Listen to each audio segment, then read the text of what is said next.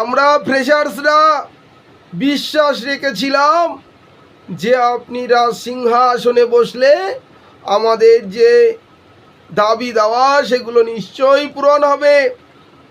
আপনার শাসন প্রতিষ্ঠিত হলে পশ্চিমবাংলায় ন্যায় প্রতিষ্ঠিত হবে। সেই কারণে আমরাও কিন্তু পরিবর্তন চেয়েছিলাম, বারংবার রাস্তায় নেমেছিলাম। পূর্বে তোলামূল সরকারের আমলে আমরা 9টি আন্দোলন করেছিলাম, আমরা ধর্ণা মঞ্চ করেছিলাম। সুতরাং আমরা বলবো যে আপনি অনুগ্রহ করে 10 নম্বরের বিরুদ্ধে কিছু বলুন, অসাংবিধানিক অবৈধ 10 নম্বরের বিরুদ্ধে কিছু বলুন। আপনি আর মৌন হয়ে থাকবেন না, আপনি বঞ্চিত ফ্রেশার্সদের দিকে দৃষ্টিপাত করুন। আমরা কতটা যে বঞ্চিত হয়েছি, যা বঞ্চনার শিকার হয়েছি আজ দেখতে পাচ্ছি। 2016 সালের যারা ইন সার্ভিস তারা মুখ্যমন্ত্রীকে এবং বর্তমান সরকারকে পুষ্পস্তবক দিয়ে সম্মানিত করছেন, তাকে বরণ করছেন এবং বর্তমান সরকারের প্রশংসায় পঞ্চমুখ। যারা চেয়েছিলেন 2016 সালের সমস্ত ইনসার্ভিসরা ভিক্ষার 10 নাম্বার নিয়ে পুনরায় তাদের কর্মসংস্থানে ফিরে যাক, মানে এটা তারা চেয়েছিলেন।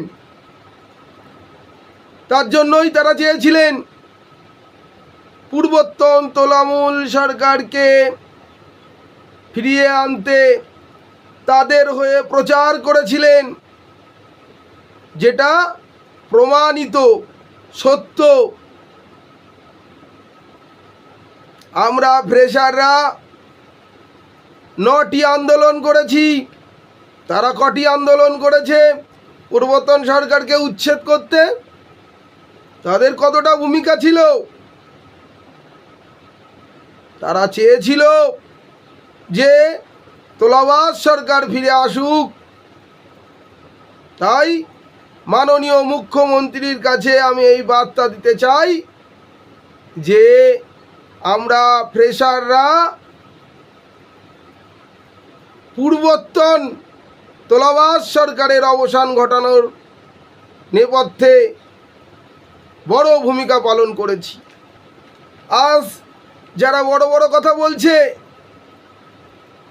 তারা 2014 সালে এবং 2015 সালে পূর্বতন তোলামূল সরকারকে সাহায্য করেছিল, ভোটে কারচুপিতেও সাহায্য করেছিল। এইবার সেটা আর করতে পারেনি, কারণ সেন্ট্রাল বাহিনী ছিল। তারা যে ভিক্ষার যে 10 নাম্বার নিয়ে চাকরিতে পুনর্বহাল চেয়েছিলেন, তারা 10 নাম্বার নিয়ে নিলেই আমাদের পরীক্ষার চাকরিটা কনফার্ম হয়ে যাবে।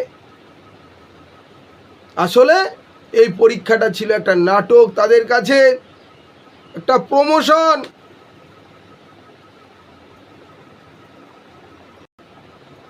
সেজন্য এই যজ্ঞে আমরাও সামিল হয়েছিলাম ফ্রেশার্সরা। আমরা তোলাবাজ সরকারের তাদের অপশাসনের অবসান চেয়েছিলাম, সেই কারণে বারবার পথে নেমেছিলাম। তাই মাননীয় মুখ্যমন্ত্রীকে বলবো, আপনি অসাংবিধানিক 10 নাম্বার নিয়ে কিছু বলুন। আমরা ফ্রেশার্সরা উদ্গ্রীব হয়ে পড়েছি, আপনার মুখের দিকে তাকিয়ে আছি। তাদের যদি ঘর সংসার থেকে থাকে 2016 সালের, আমাদেরও ঘর সংসার আছে, আমাদেরও পরিবারে বৃদ্ধ বাবা মা রয়েছে। গত 15 বছরে পশ্চিমবাংলায় কোনো রিক্রুটমেন্ট হয়নি, কর্মসংস্থানের অভাব দেখা দিয়েছে।